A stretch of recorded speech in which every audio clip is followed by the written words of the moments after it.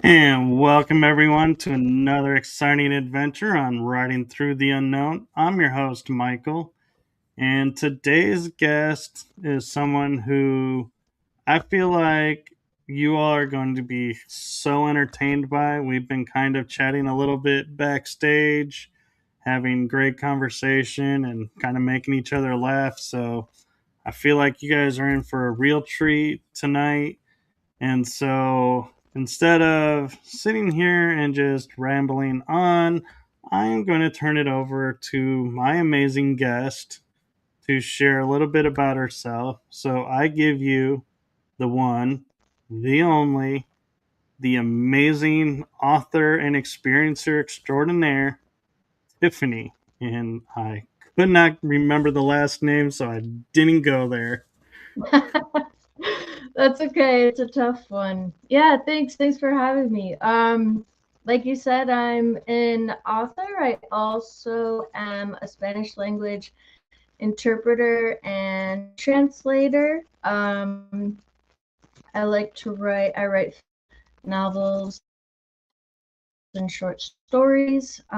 That's really about all you need to know, I think. So, how did you get into being an interpreter?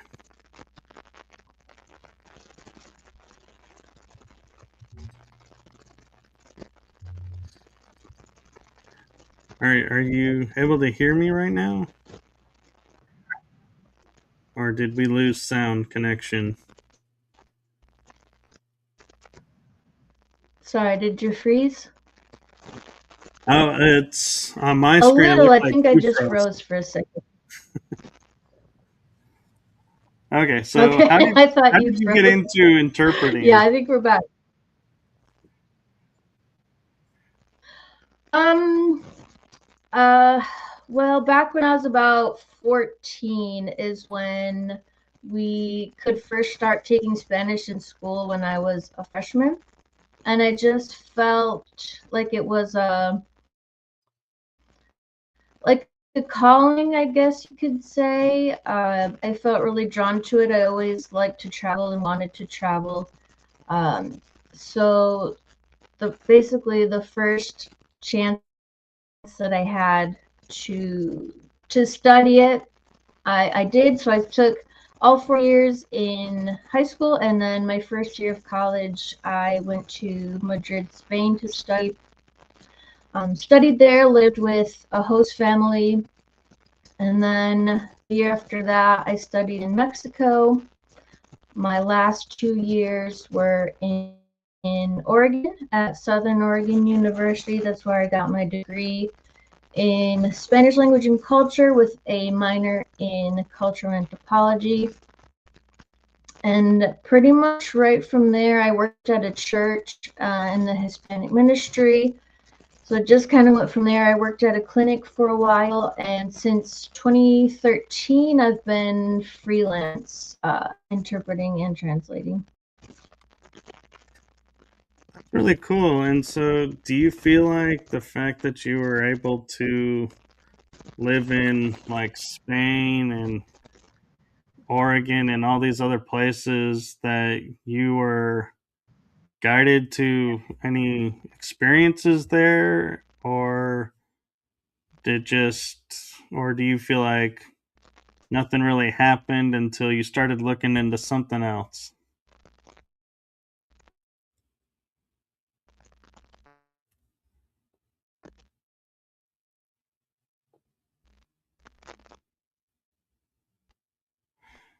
Uh-oh, I think she froze again.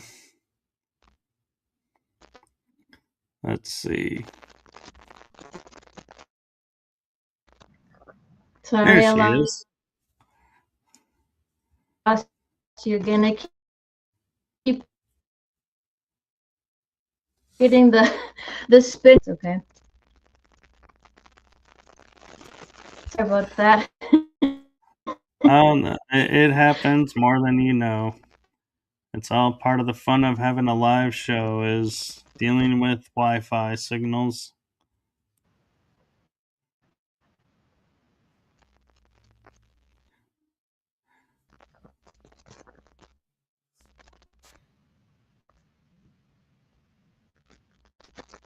Let's see. Oh, there we go. Now she's back. Or is she? Is this going to become paranormal, trying to figuring out if she's back or not? I can kind of see, sometimes I see you, and sometimes it's just, are we back? Yeah, I'm not sure what's going on. And But I don't see myself. Sorry, I'm not sure there's anything I can do to make it. well, we're It was seeing you fine beforehand, moving. yeah, I'm not sure. Yeah, we see you moving. Your picture's always up, but sometimes Okay. it's frozen. Can you hear? But we can hear you. Okay. But Maybe.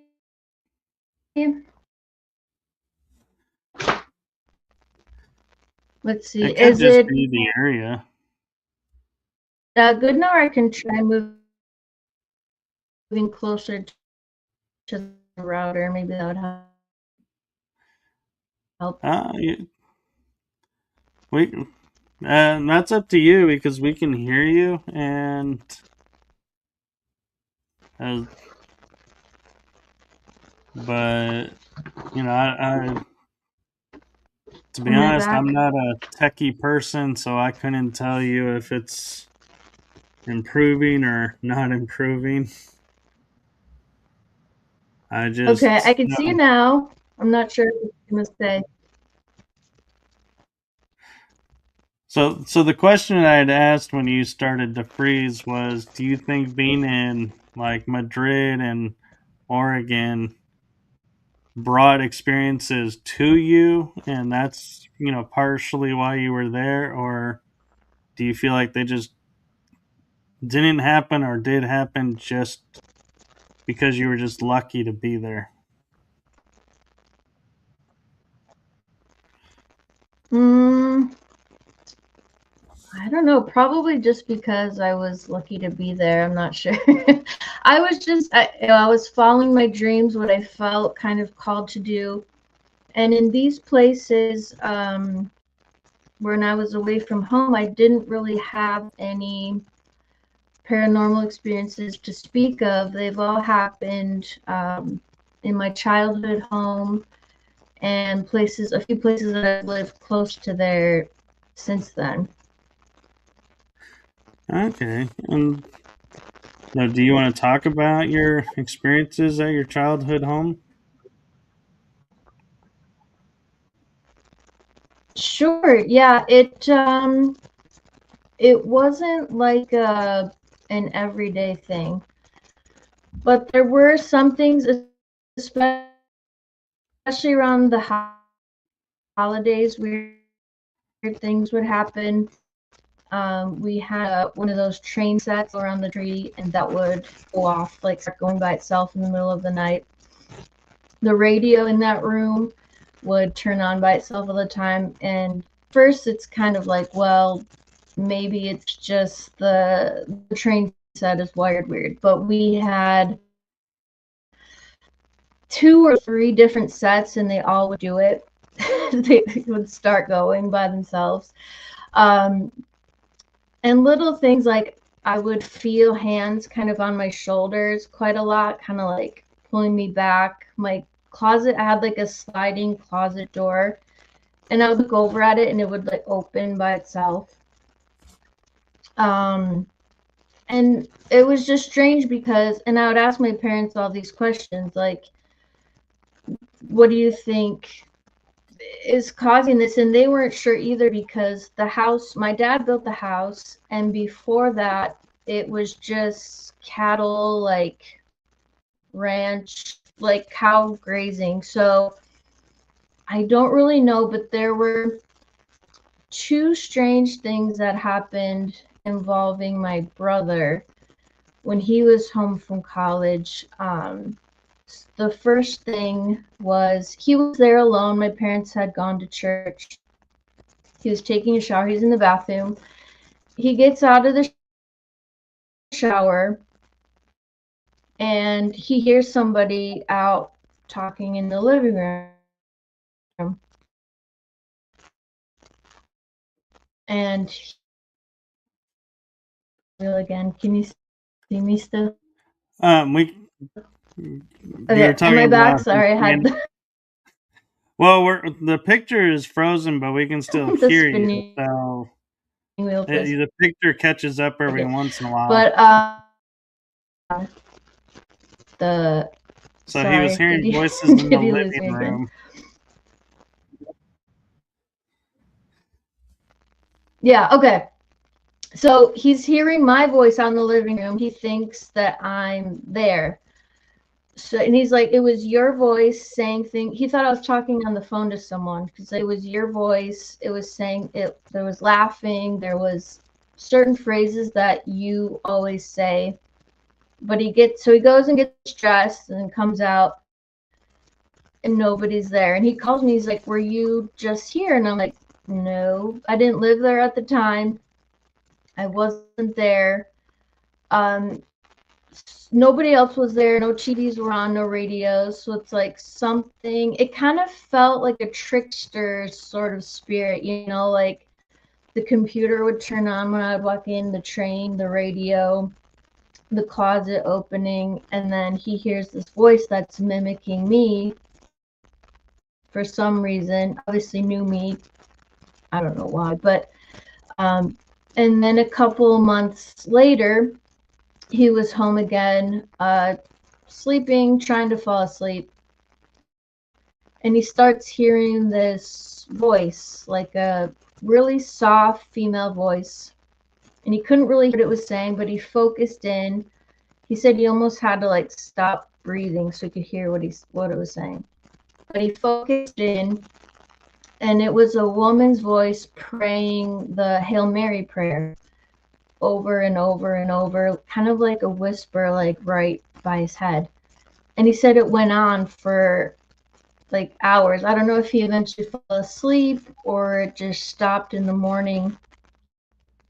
But that was another, I wasn't there, but that was another weird thing that happened. Like quite a few people in that town have talked about hauntings and weird things, and a lot of people think it's like from way back, like either Native American or like most of them think it maybe Native American ghosts, maybe from the time when Europeans started, when missionaries started coming over.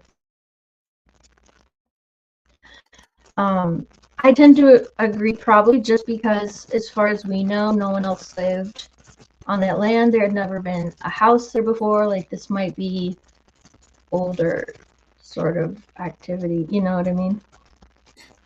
Yeah, but still, I kind of would take the opinion of, hey, if they're turning the computer on for me, that's really cool that it loads up and is ready for me to get there.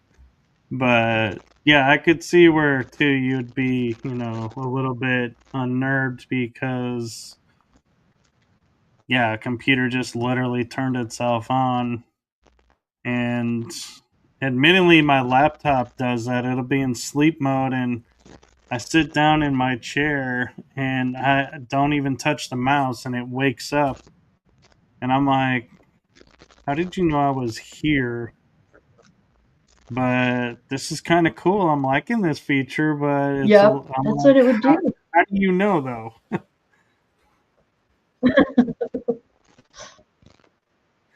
Yeah, like is this really necessary? Yeah, I would step into my parents' bedroom where the computer was, and it would like turn on when I would look at it.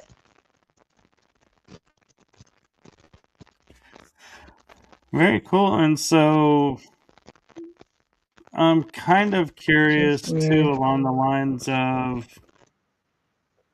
you know, beyond the electronics, did you ever see or get a feeling of a certain type of spirit being around or an animal being around that shouldn't have been around maybe?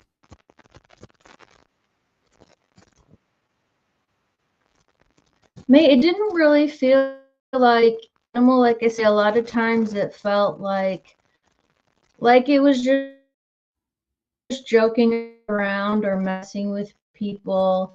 Um, I was there once by myself a couple of years ago. My parents were on vacation and I was care of taking care of the house for them, and I was there by myself, and I just got this feeling of like fear, like dread. Like I had brought some books, I was just gonna relax, but I just got this feeling like something wanted me out. So like I couldn't stay there. I didn't read. I just left. Like when I was a kid, in my room, I always felt okay and safe, even though and peaceful, even though a couple weird things happened there. But I did always feel kind of uneasy in other areas, like the rest of the house. I mean, the basement is spooky, it's kind of a spooky place, anyways. But and sometimes like it just didn't want me there.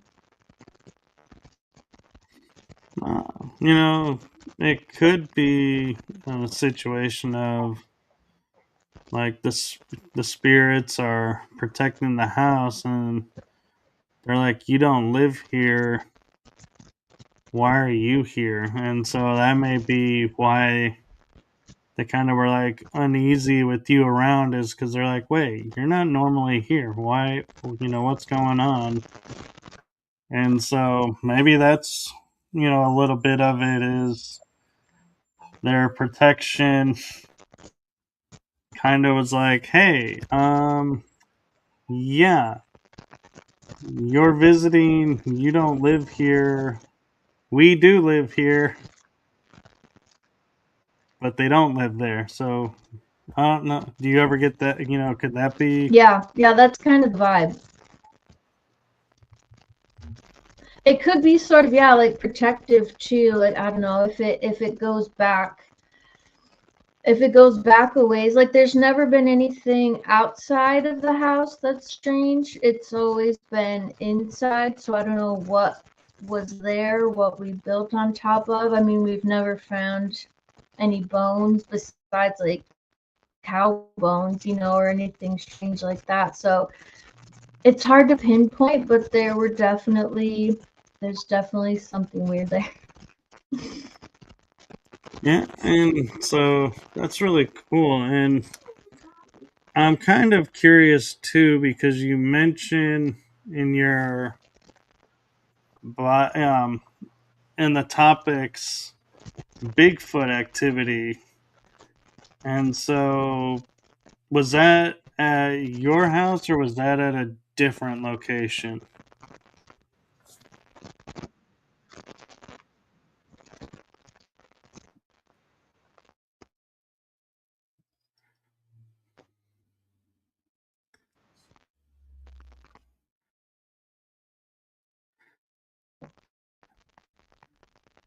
Okay, I think we froze again. And so, well, We're moving. We're moving.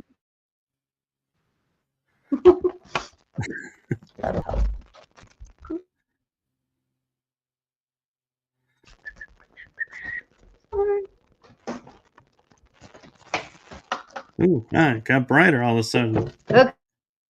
Okay. Can you see me? I see your picture, but it's slightly Yeah. frozen. There I you was trying to go. move closer to the router. Maybe that would help. Am I back? We can hear you. Your picture moved and then it froze again a little bit. It seems to be a slight lag in the video, but the audio is coming through.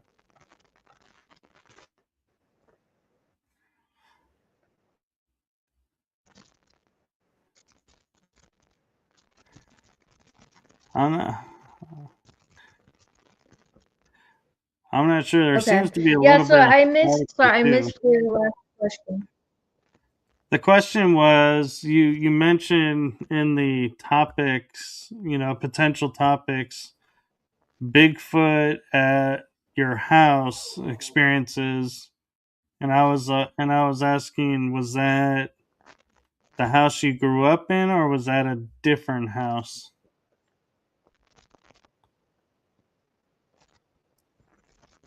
Sorry, you cut out at the important at the important part. It was what at a different house? We'll get there. Bigfoot. Your Bigfoot stories. Oh, okay, yeah, that I know you said that a few times, and like every time you got to that word, I swear, like that word cut out. I'm like, what is he asking about? Okay. Um, yeah, so that was at a house that I rented from. I was there from 2011 to 2014. And I'll just start by saying I never saw one, but there were several weird things that happened at this place. And then I'd say about 2 years ago, I started to listen to cryptid podcasts, people that would say they'd seen Dogman or Bigfoot or, and it was, mostly Bigfoot podcasts.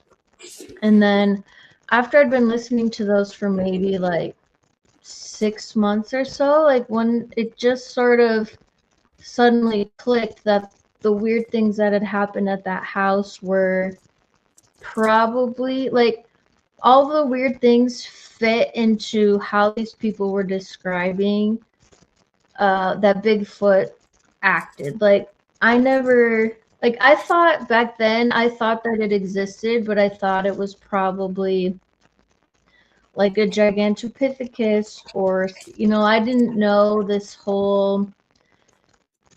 the other side, there's a spiritual side. They apparently have some abilities. I didn't know any of that. So I was I was spiritual. I was into the new age at the time. So I tried to give it like a spiritual sense, but it didn't click that all the weird things that happened could have been Bigfoot until I started listening to all these podcasts, and I was like, that's probably what it was.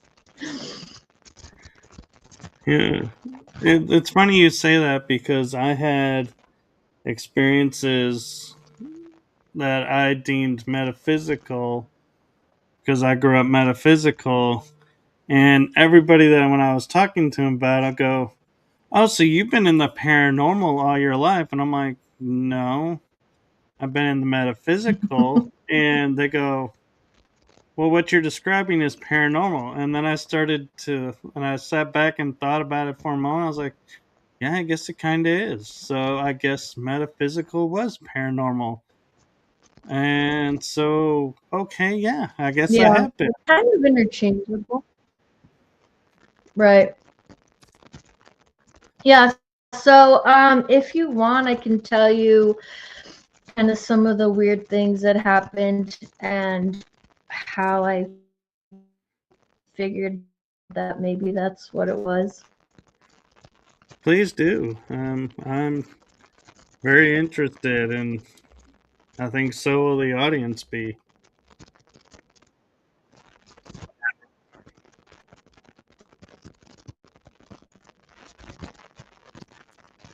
Okay. Um, yeah, so let's see. Probably so I lived there with my son. My son was actually born in that house. So he was born in 2012, and nothing really happened until after he was born. I didn't really notice anything. But the first thing that happened was I lived there with his dad. So it was me, my son, and his dad. And he comes home one day. It was probably like, I don't know, 7, 8. And he's like, something weird just happened when I turned onto our road. I was like, oh yeah, like what happened? He's like, there was this as soon as I turned our road, there was this like ball of light. It was kind of in the tree line, but kind of following me, kind of weaving in and out of the tree line. Sometimes it was right beside me, sometimes it was up ahead, but it was like it was following me, watching me, studying me. I was like, well, like, how big was it? What did it look like? He said it was about the size of a soccer ball, maybe. And he said it was kind of translucent, like sometimes it looked white and sometimes it looked blue. And of course, I thought that was weird. And I had heard of orbs, and my understanding at the time was it's either like a spirit or the projection of consciousness, maybe.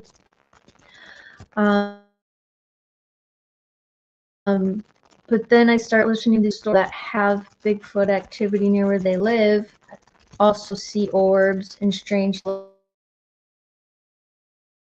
lights. I don't know if, nobody really knows what they are, but I don't know if it's the Bigfoot, they can turn into orbs or exactly what they are, but there is some sort of association or some sort of relationship where people that have Bigfoot activity also see orbs, which I didn't know. I never saw one. That was the only time he said he saw one. But that was the first sort of thing. And so then after that, probably a few, I'd say, I don't know if it was like 3 or 4 months later, around the same time of day, maybe 7 or 8 in the afternoon, TV was on, and all of a sudden, I'm sitting on the couch on the opposite wall where the TV was outside, like something hit the side of the house, like really, really hard. There was some pictures there, like the pictures didn't fall off, they kind of shook, but like something just hit the side of the house.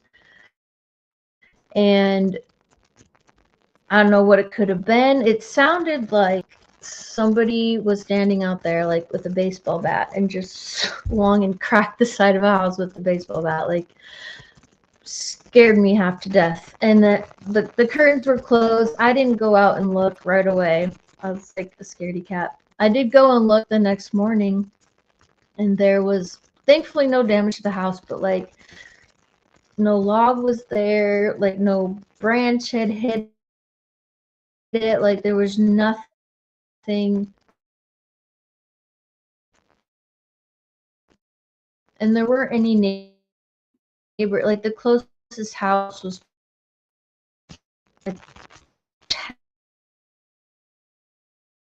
10th. The closest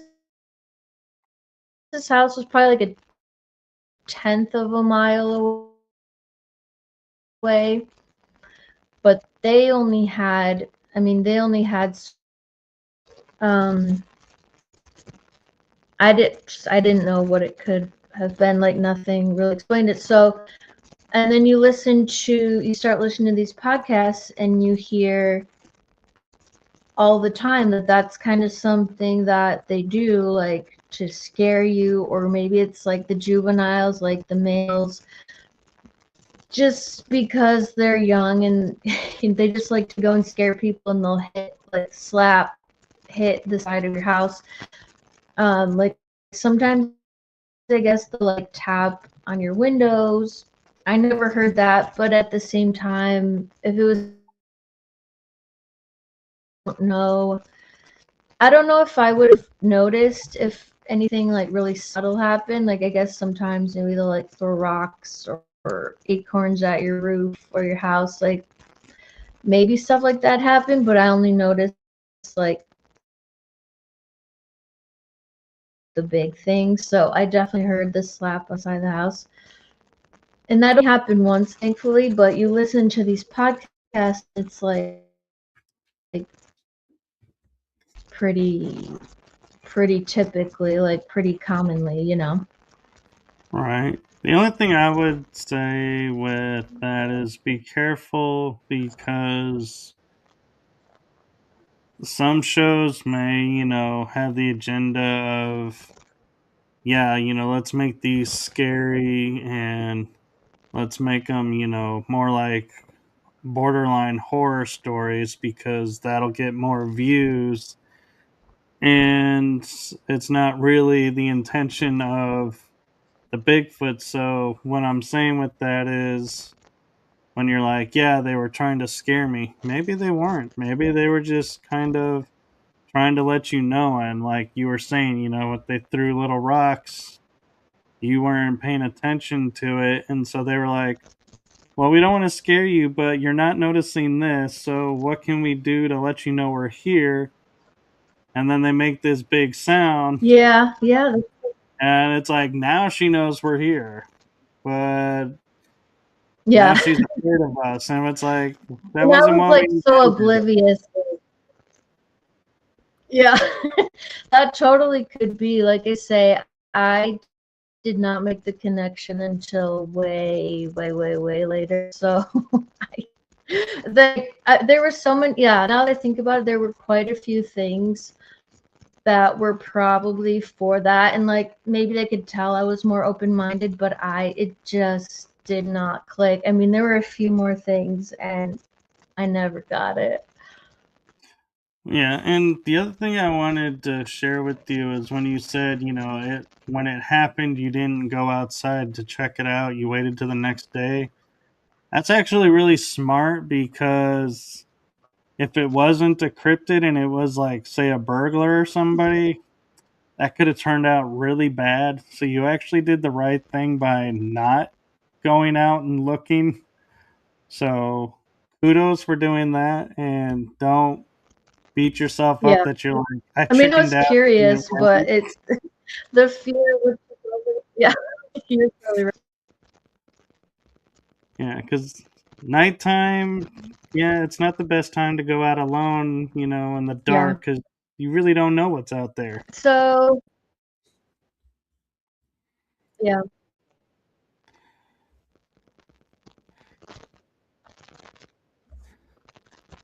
true.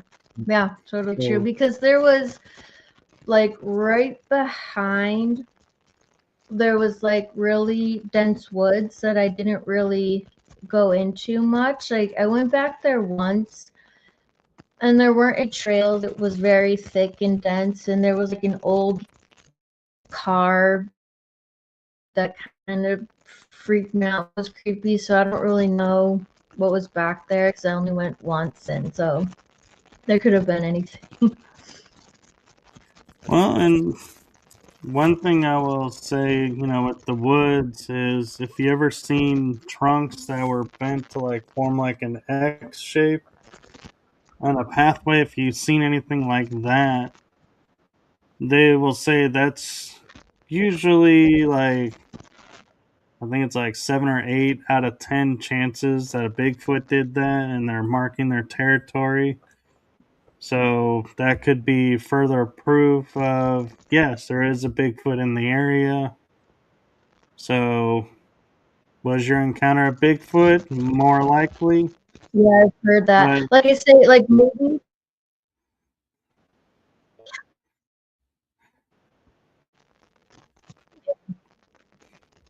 Yeah, I mean, I've heard all of that too since. Like I said, I only went back there once. There was probably a lot more signs and a lot more things that I missed just because that was not on my radar and I didn't know what to look for. So I can only tell you the things that were like obvious and like in your face because that's all that I paid attention to. I wish I would have had that frame of mind, but I really didn't.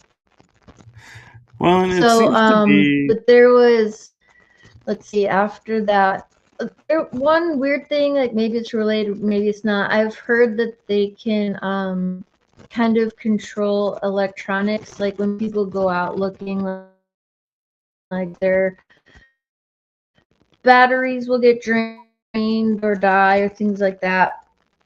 And one day I was going out, there was nothing. Like I turned the key and the batteries completely completely dead. Completely, like, didn't turn over, nothing. So obviously I couldn't go to work.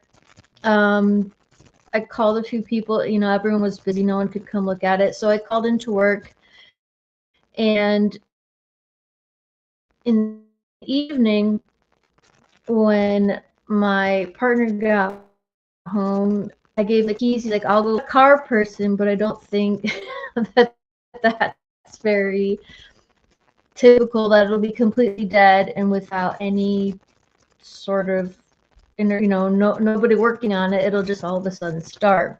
So I just thought that was weird, and that happened once too, but it was just strange. That is very strange, and I would say that sounds like something interfered with the vehicle because vehicles don't not start and then decide, okay, yeah, we're gonna start now without anything being done. That's Right. just Yeah. that's not how they operate.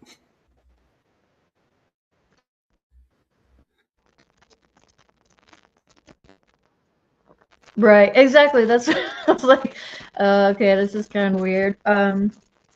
And then I'm trying. There are a couple other things. The really, really, really. Here's the really, really, really weird one. So after that, this was I remember it was in February, in the winter, and it was around 7 in the morning. I woke up. I didn't want to get up yet, so I was kind of trying to go back to sleep. I had my son there in bed with me, and I was closing my eyes, kind of drifting off to sleep, but I wasn't asleep yet. And I all of a sudden hear my name being called, but it wasn't out in the room because he was a really light sleeper. He didn't wake up. Like, something just said it, it sounded like a female voice, and it kind of had an echo to it. And of course, it scared me. I was like looking all around, like, who was that? What was that?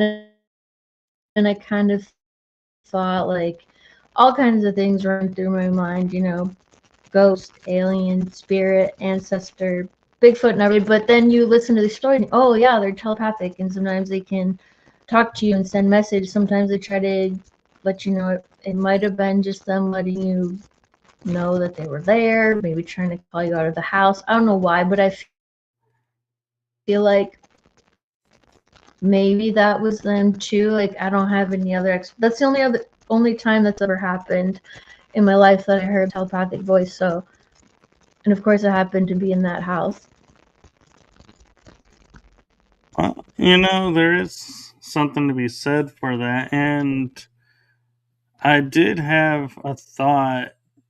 I don't know how aware you are of what happened in surroundings, but Um the day that your car couldn't start could have been them protecting you from something that could have happened, like yeah, so I a feel like really bad car accident. And maybe it was so, related.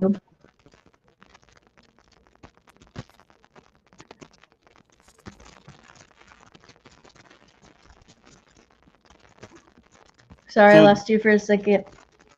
yeah, it's being weird today, and I'm not sure what's going on with because there seems to be some static on the bottom, and don't know where that's coming from. And so, I don't know. I just I've kind of gotten used to, some people that live more out in rural area than city. Their Wi-Fi is a little bit softer, and so yeah, there's little glitches here and there. But I want to Yeah. ask, one thing is, being an author. Do you feel like these experiences, that you had at your childhood home, the possible Bigfoot experiences, seeing UFOs, all of this, and being in Madrid, being in Oregon, being where you were, did this influence your writing in any way, and did you incorporate any of it into your writings?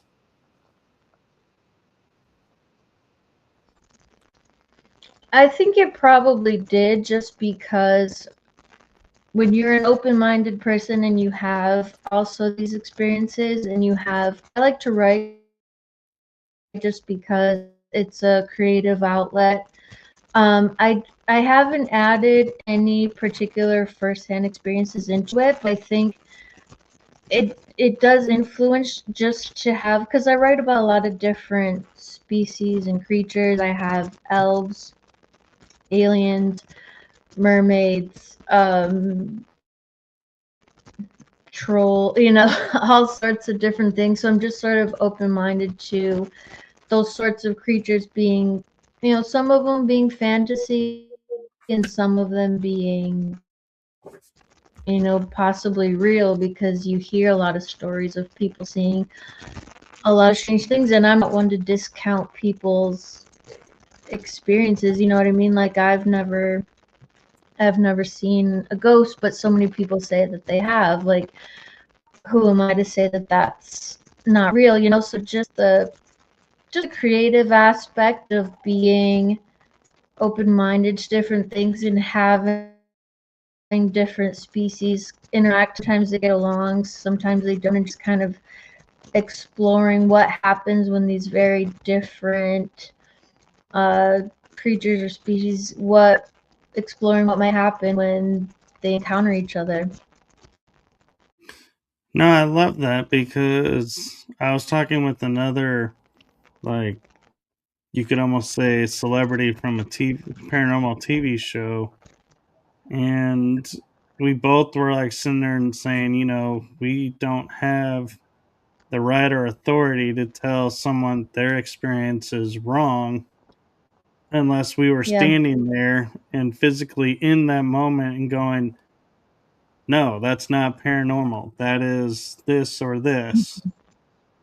But if we weren't there, we can't make judgments on people's experiences. We can only go right. by, how it sounds, and if it's matching up with other Yeah, stuff, great. And if it's not, that's interesting. And, you know, at the end of the day, it's like, do I believe that 100%? Maybe, maybe not. But I can't say I believe it 0% because I wasn't there.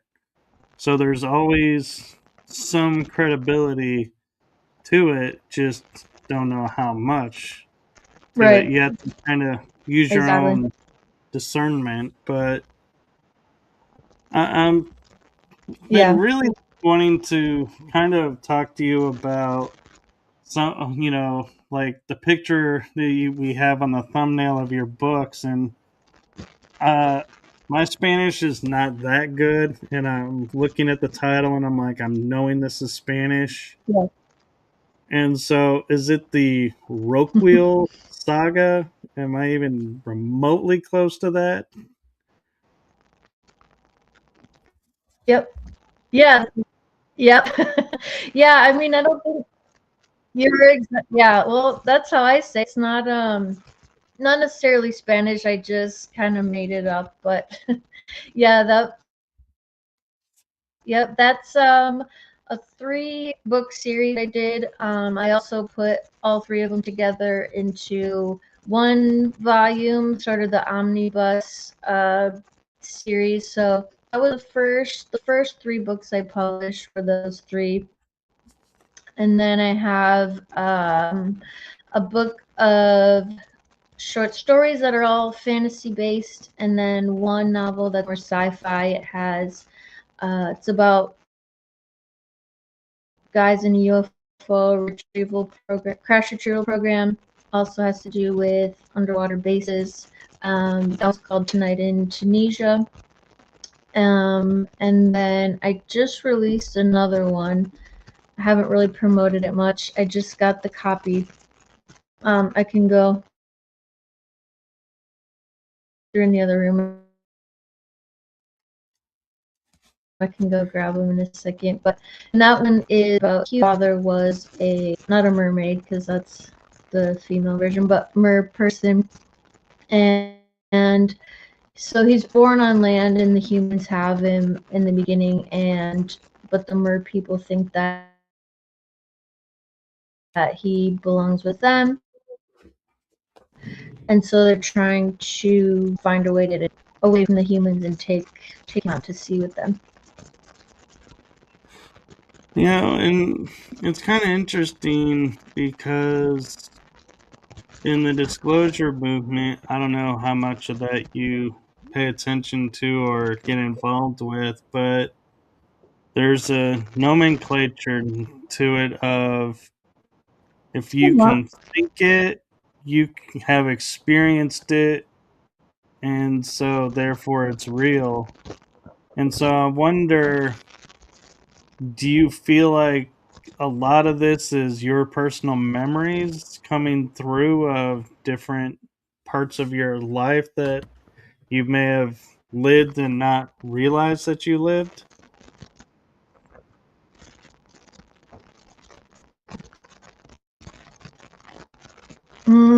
Maybe, yeah. I mean, it could be. I'm not sure. Like, you hear all these stories of kids, and they are remembering themselves from, oh, I was in World War II, and this was my name, and this is uh, what happened to me, and this is how I died, and this was the name of, all of those sorts of things. Like, sometimes, especially little kids, will have these really strong memories, and then as they get older, they kind of fade. But I think sometimes some people are born just more open, with less of a veil between themselves and the spiritual. So, I mean, reincarnation is possible, past lives are possible.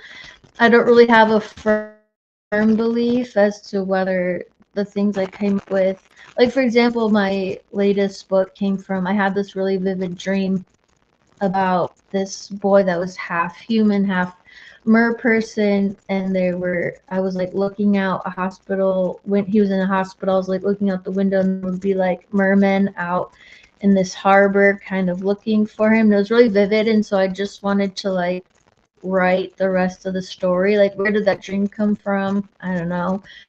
Where do these stories come from? I don't really know. It could be drawing on something from the past, something spiritual, something coming from somewhere else. Like I say, it's definitely a possibility, but I don't know for sure. What do you think? Well, because when you talked about, like, UFO retrieval, that's not like common nomenclature. It's like you don't, and if you're writing about it, how accurate is it?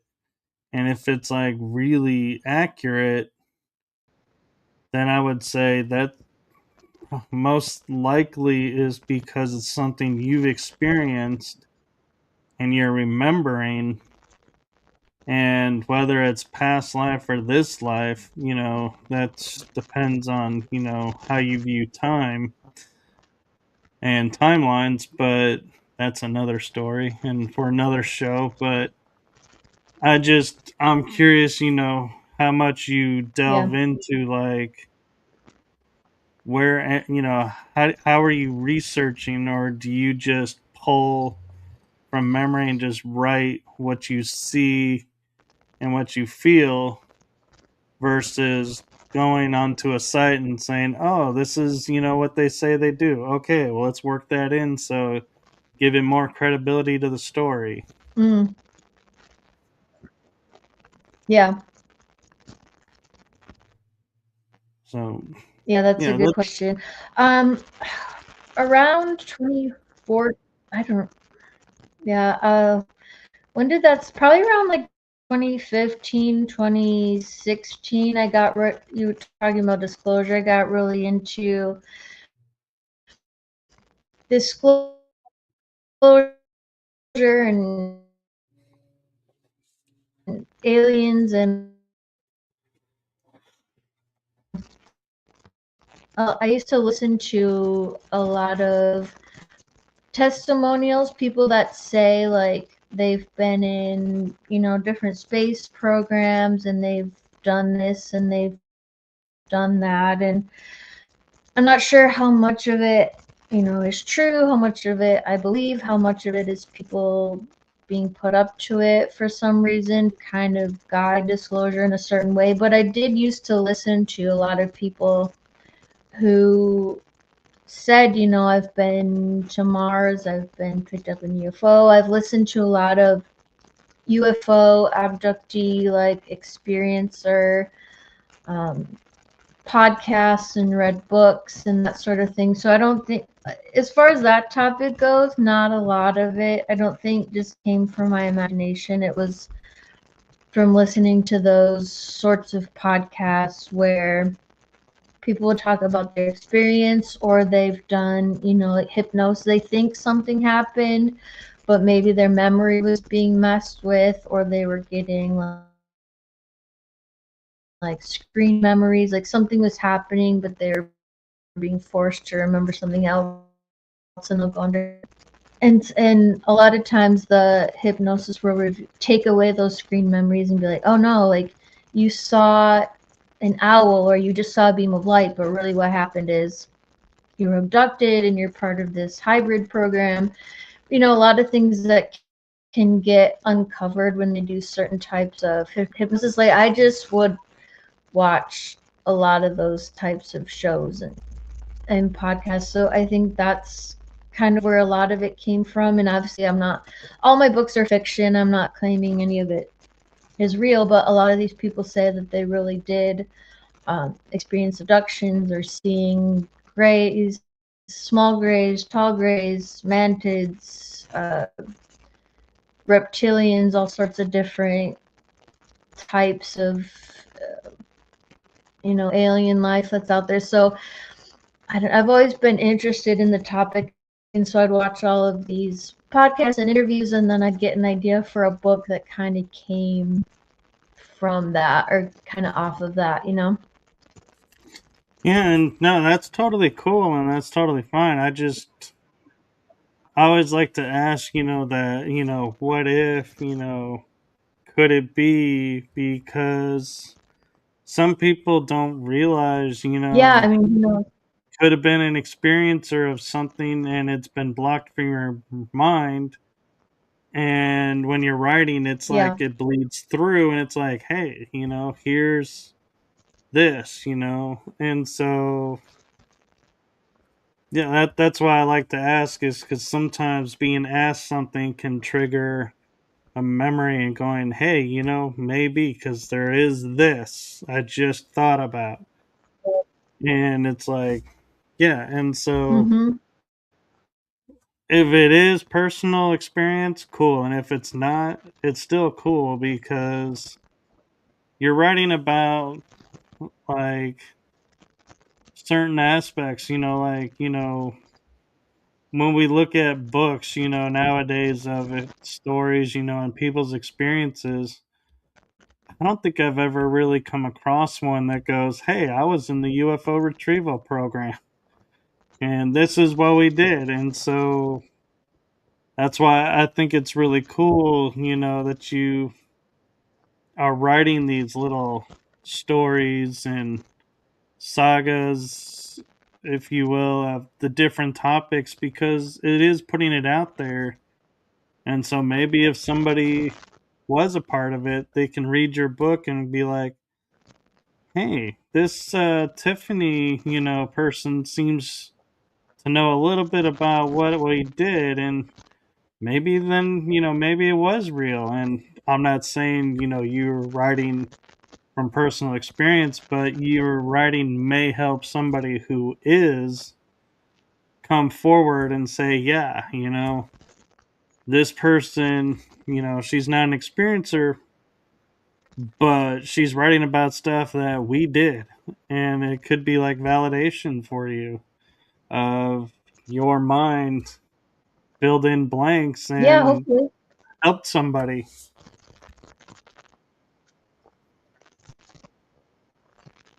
Maybe, yeah, that would be really cool. Yeah, definitely. I mean, That'd be inspiring, and that'd be awesome if something like that happened. Hopefully it does. Yeah, because, and I will say from my writing experience, we can only really truly write what we know and what we're interested in. And so the fact that you're being drawn to these Yeah, topics may not be such a coincidence or accidental as you may think. There may be something underlying that's drawing you to all these topics. And so, could be. who Yeah, knows? But I will yeah, there say, definitely though, could. Sometimes, yeah. oh, sorry. Go ahead. I was just gonna say with your merman story being, brought up on land and going to the sea, my first thought was, yeah, that's Aquaman. Yeah. I was like, Oh, "Mm, yeah. maybe not, maybe similar but not exact. But yeah, and that's the problem with, some of these is some topics are more written about, and so potential bleed through could happen. But I'm not saying you ripped off of Aquaman, but or some readers may, sit there and be like, "Is this book about Aquaman?" At first, and be like, "Oh no, apparently not. Oh, well then, yeah, let's go read. Who else? Yeah, maybe.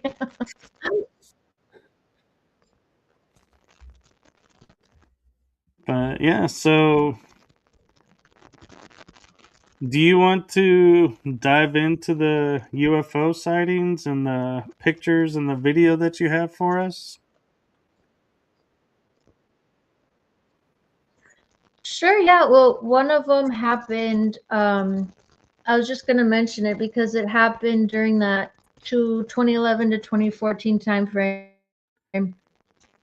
I was at the house that might have had the Bigfoot activity, and in listening to these podcasts with people, a lot of times they'll see UFOs around their house. Like this didn't happen around my house, but it happened in the same time frame.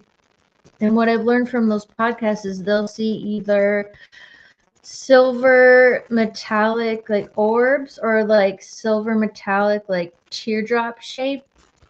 And so what happened was during that time frame, um, I went to it was like 25-minute drive away from my house, so it wasn't at my house, but I went to a place that had like an indoor play area with my son. Yep, this is one you're on right now. So it's this big like indoor playground, and I was sitting. There's benches along the wall. I was sitting at a bench, and there's these big windows on the other side of the room. And it wasn't like a voice. It wasn't like a telepathic voice. It was just more like a feeling, like a nudge, like go look out that window and you'll see something interesting. And at first I was like, that's weird. I'm not getting up. Like I'm watching my son play. But something kept telling me, like, go look out that window. You're going to see something interesting. Like something kept nudging me to go to that window. So finally, I made sure my son was safe and playing, and I got up and walked across the room and looked out this window. And it's overlooking the parking lot, and just above the trees, like as soon as I get there, my vision focuses in on there's this small, round, metallic object. And I was like, well, that's not a coincidence. Something told me to come over here, and there's this object. At first, I was thinking like maybe it's a balloon. So I looked for, balloons are more like teardrop shape and they'll kind of move around with the wind, but it was staying in like one place. Yeah, that's like, it's very small, but that's a close up of it. The arrows, I had this was 2014. I had my very first smartphone, my first phone with a camera, and I had the presence of mind to take a picture. And so you can kind of barely see it. So there's this object there. And so I'm like, wow, I was like supposed to see this. And I wanted it to come closer, but it like starts moving away. And I thought, well, if you can put thoughts in my mind and tell me to like go over there, maybe I can speak to it. So I started being like, I'm here. Can you like do some kind of crazy movement so I know that you can hear me? And it didn't. It just kept steadily like moving away at the same speed, at the same height. Just kept going. And I don't think a balloon would do that. You know, like balloons kind of move all over and just go where the wind takes them. But this was like very controlled, like very steady, like stayed at the same height and just keeps like going away.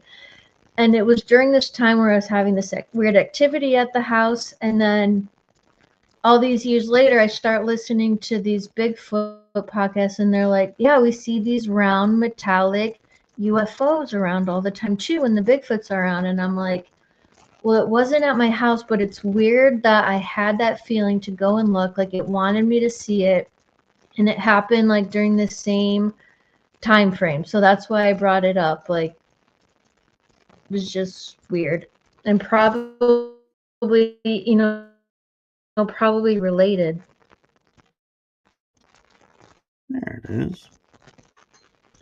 Yeah, so that was that one. I don't even know if you can see it in this picture. I had to like look around for a long time to try and see it, and then I found it and had to draw that arrow to it because it wasn't very big. It was probably the size of like a beach ball or something.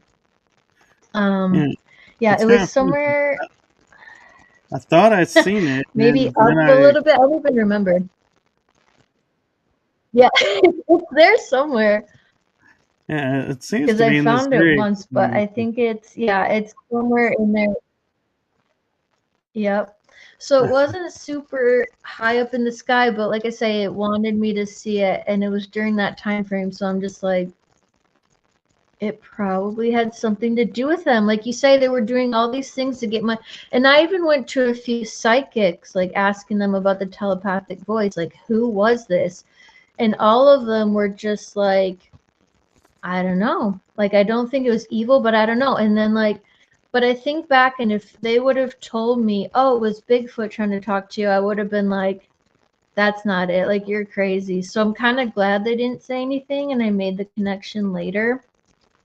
Because I don't think I wouldn't have gotten it, you know? right. Yeah, so that was that one. And then this one that you're putting up right now. So this was in 2009.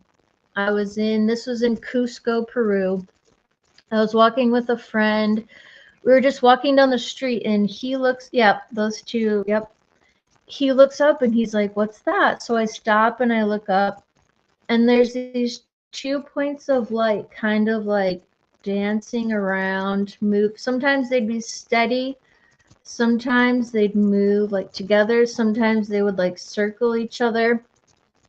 And we're on this little skinny sidewalk, and then right to the side is like this busy road, and people are starting to like stop and look and gather, and like we're starting to make like we're starting to impede traffic. So we weren't there that long, but and then when I got home and you zoom in, there's kind of like a triangular sort of like it looks kind of like an energy field off both of them. I don't know if you can see it in this. You kind of can. But when I inverted the colors, you can see. Yeah. Yep. There's a circular dot, and then they both have like a triangular like energy. Exactly. Okay.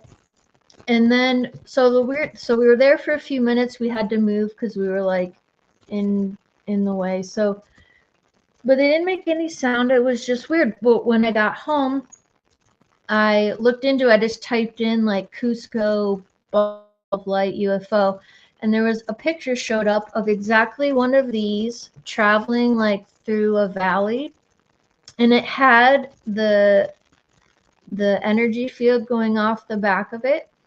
And it said there was this article, and it was like, yeah, people see these around here all the time, and there were other pictures, and so it was just kind of like confirmation, I guess. I mean, those, I don't know if they're where they're from, if they're something that humans made, if it's part of their military secret black projects, but the way they were moving and just the fact that I don't know what they were. Well, I don't. Can you see it zoomed in like I have now? Yep, I could see it. So it's kind of interesting because there's another dot here, Mm-hmm. and then there's a smaller dot there, and a really small one there, but only this one lit up. But it Right. seems like Well, there's a line connecting them. yeah, maybe. When I was there, all you could see was the bright dots, and in the picture, that it kind of looks like an energy field, but it could have been separate dots too. I'm not really sure, but Hmm. I see what you're saying. It could be. And this one, the only way I could describe it's going to sound so What? embarrassing coming from me as a guy, but it What? looks like abs, like somebody's six pack, because you Oh have yeah. a circle, circle, circle, circle, light circle. Yep. I see that now too. Yeah. I mean, it was weird, man. And I'm not quite so sure Very what strange. this is over here, off to the right of it, Yeah. Yep. but there seems to be like a faint triangle here. Mm-hmm. Interesting. And so, are you wanting me to show the video now? Yeah. So I don't know what those were, but Let's see. Hey, yeah. If it shows up, yep, there it is. And the video only shows one of them. It's going. Yep. It only shows one of them, and there's like some bugs, like there's some other lights going by that I think were just bugs, but like in the towards the middle, yep, I kind of zoomed in, there's one of them when it was I don't know where the other one was because sometimes they would separate, but that's the only video that I got. yeah, I'm not sure. Let me see. I'm kind of trying to figure out which one are we looking at. If it's okay, so I think this is the one on the left because as you Yeah, zoomed in, it seemed like there was a light over here for a second, and so that might have been the one on the right. But no, and so I will tell you, I have a friend in Canada. Her name is um, Catherine, or no, Priscilla. Sorry, Priscilla. And she has gotten me to where I take pictures of where I think I see a star in the sky, or like you're saying, a dot in the sky, yeah. and I zoom in on it, and it's not a star or a dot; that it's a light ship, and she'll say like you got to film it, and if you film it and you can zoom in on the film, you can see it morphing. And I wonder if I can zoom in on these, or if Mm, because it's not downloaded, if I can't. Let me maybe. try real quick. No, it doesn't let me Mm. zoom in. Oh, okay. Yeah, maybe it was. I've seen those too where they're like sparkling lots of different colors. Is that what you mean? I'm like, that's Right, not a star.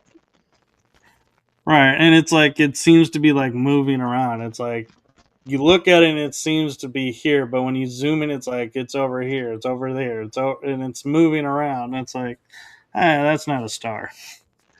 Stars don't just Yeah, it's like randomly something start forming. masquerading as a star, and most people say it that it is. Yeah. Yeah, so what we're at like an hour and 11 minutes. What do you want to take some time and talk about any other books that you have out that we haven't hit on? Sorry, I lost you for. I was Any other saying other Do you books? have any other books that you want to talk I do. about? Sorry, what's up? I thought you didn't get the full question, so I was repeating the question is, do you have any books that you've written that we haven't talked about that you want to kind of promote or talk a little bit about?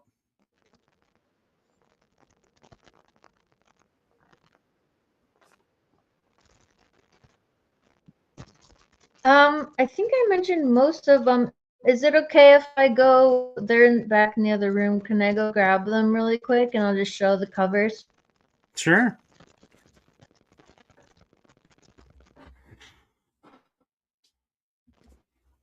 Okay.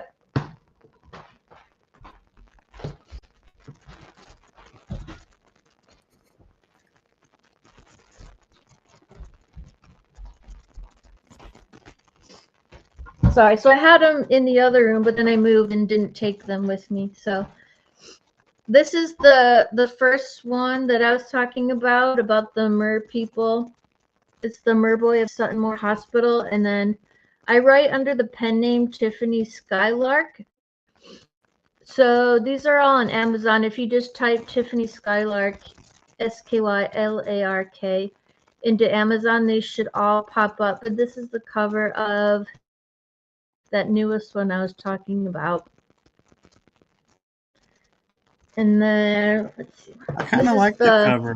Broke saga we're talking about. Yeah, thanks. This is the 3-in-1, the 3-volume one, which I recommend getting because just, and so you can get them separately, or this one, like I say, has all 3 books in one. It's 100 pages. And then and underground bases tonight in Tunisia. So you can look for that cover. And this one's pretty short, so it's a quick read.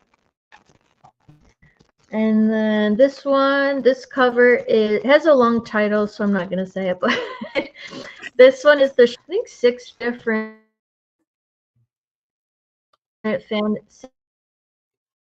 different fantasy short stories, and then I have it both on you. But the short stories, they have them. They're all first in English, and then at the back of the book has the Spanish version all in one. So those are the fantasy short stories. And then this last one, this is the children's book about my cat. We took our cat to a park, and my son wanted to make a book. That's my son up there. He wanted to make a book about taking our cat to the park on a leash. So I was gonna say, I so don't that's think this cats like being is on leashes. the children's book. Um,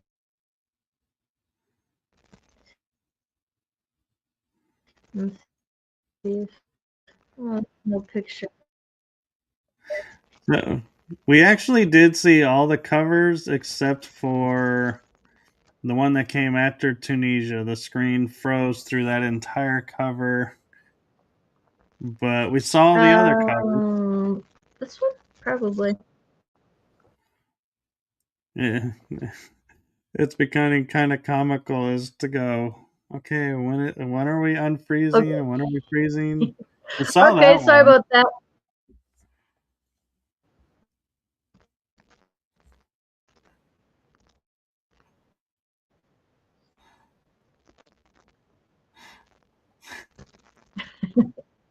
We're like waiting on Yeah, it. I'm sorry.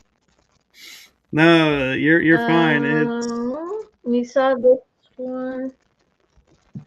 we Was it this saw one? the Tunisia, and then we saw the three, the Okay. Roquil and Tunisia and the Merboy, Okay. and then we saw Yeah, so that was just the the short stories. Did you see? Could you see this one?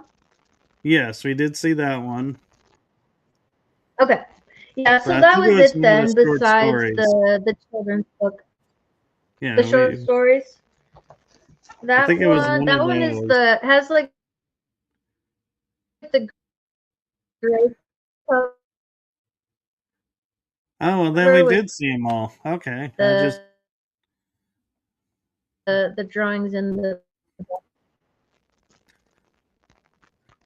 yeah, this is a store, but I think of them though, pretty much.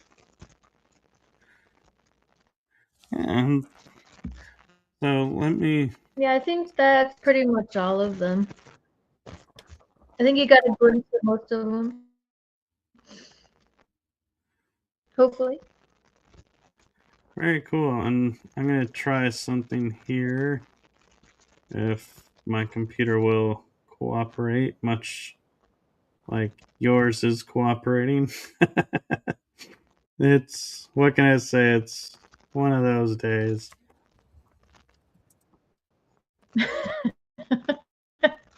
You just Yeah. gotta love it. And so let me see now. Is there. Oh, the Rockwheel Battaglia por Catharian. We didn't see that cover. Oh, I know what we're looking at now. Okay, yeah. I was trying to see if I could find your page Oh, and I could just direct people to it. that'd be the And second book in the series. In Roku and the Phoenix and Roku and the New Planet. So that has all three of them. right. So I have those other books, I just not with me. So this is when you want to get them. Yeah, I'm trying to do something to help you out, and let's see if this will work. Okay. There is her Amazon author page link scrolling on the bottom. So do go and check out her Okay. books. And there, I actually just scrolled through. There Oh, I are see a it. lot to pick from.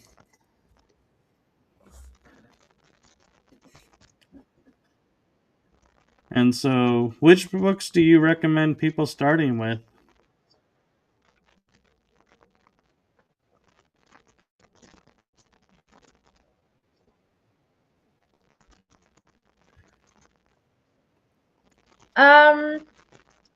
Probably either if you want to get the individual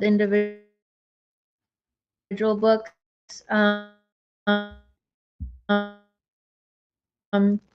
Roku and the Phoenix is the first one in the series, so either that or how it turned out. So this is a standalone. It's not going to be part of a series, so probably either the Roku saga or the Merboy Suttonmore Hospital. Okay. Well, thank you for coming on and sharing your stories and your experiences with us. Um, wow, I am just in awe of what you have experienced, and I love your approach of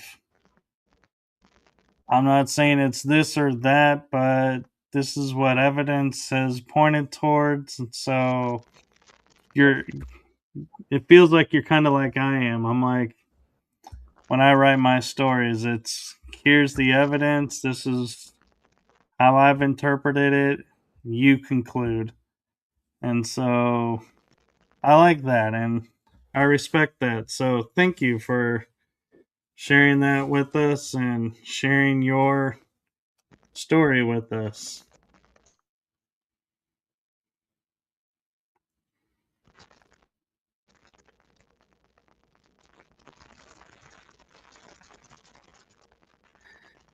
Sorry, I think it froze again. Put him back. It did freeze, and I was like, man, that was such a meaningful, touching moment. And I was like, I'm gonna have to repeat it. I'm sorry, I missed all. Yeah. Oh So I was no. saying, I'll watch on the replay. I'm sure it was very nice. well, what I was saying is, I like how your writing is much like mine, where I give evidence and then I give my interpretation and thoughts behind it, but then I leave the conclusion to the reader. And I like that your approach is similar to that. And so I Yeah, respect that and I like that. And I'm going to do something really quick, probably out of order, because I want to make sure you see it and it gets through with the way the Wi Fi is. But I'm hoping that you're not frozen right now and I'm actually talking with you and not talking to the frozen screen. I can hear But you. my heart and the heart of my show to you, thank you for what you're doing for humanity and for the world. Thank you for sharing your story. It's much appreciated and much gratitude. So thank you. Very welcome. Thanks for having me on. Yes. And we'll have to get you back on again and see if the Wi Fi is still wonky, in which case I'm going to say it's on your end. Or if we get better Wi Fi and more solid. But we do the best we can. And, it's the fun of live shows. It's a little wonky. I'm sorry if it's on me, but Uh, who knows why it's wonky? It could be on anyone, it could sorry. Yeah, I'm just not be sure. somewhere in the line. Somebody else is making it wonky. I don't know. I'm so sorry. No, you're fine, and I appreciate you coming on and everything, and I look forward Yeah, to thanks hearing again. more about your adventures and keeping in touch, and you know, so thank you, and Definitely. Thank you to you too. well, thank you, and with that, we are going to say good night to everybody. Have a wonderful night, rest of the week, and make sure you follow her author page so you can follow as she adds any more books to her collection. You'll be notified. And check out her books and like, subscribe, and follow along with this show because you never know when she'll be popping back on. And also be aware that tomorrow we do have a special episode airing at 7 o'clock Central Time. So I will see you all tomorrow. Otherwise, normally it would be next week. So we'll see who shows up, and hopefully the internet will be better.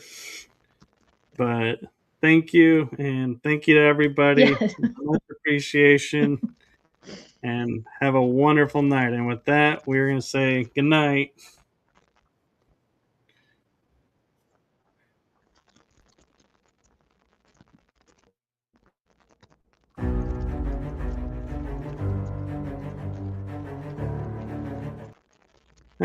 Let's try that again.